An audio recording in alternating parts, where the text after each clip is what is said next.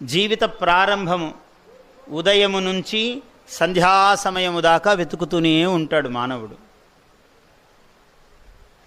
జీవియే రాధాదేవి అంటే జీవాత్మయే. ఎవరో ఒక నృత్యానికి రూపకం కావాలని అడిగారు. సభలో ఆశువుగా పాడా నేను ఒక పాట. ఉదయము నుంచి రాత్రి దాకా వెతుకుతోంది రాధాదేవి.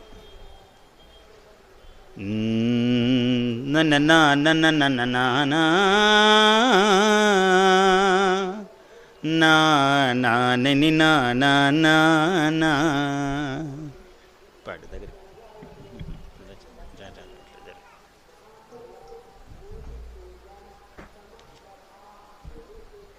శృతి సరిపోతుందా? నువ్వను నేను అందుకుంటా. తొలి సంధ్యల చిరుగాలి నీలో గిలిలో ఉన్నాడా. ఉదయాన్నే ప్రభాత మారుతం వీచింది.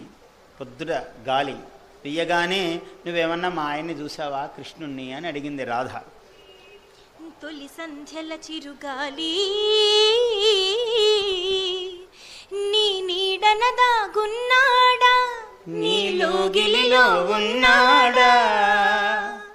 సరే బుస్సుమని వెళ్ళిపోయింది గాలి. కాస్త మధ్యాహ్నం అయింది.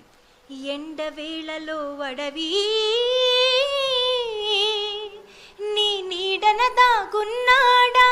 నీ నీడల్లాగే మా ఆయన కూడా నల్లగా ఉంటాడు, నీడలో కలిసిపోతాడు. ఏమైనా మీ ఓ అడవి, నీ చెట్ల నీడల్లో ఎక్కడైనా కృష్ణుడు దాక్కున్నాడా అని రాధాదేవి మధ్యాహ్నం అడిగింది. అవి కూడా అడవి ఊరికే గలగల మోగాయి తప్ప చెట్ల ఆకులు సమాధానమేమి సరి అయినది రాలేదు. ఇంతలో సాయంకాలం కానీ అయింది.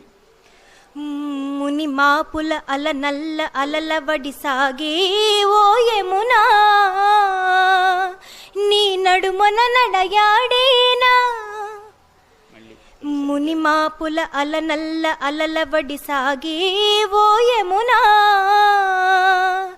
నీ నడుమన నడయాడేనా.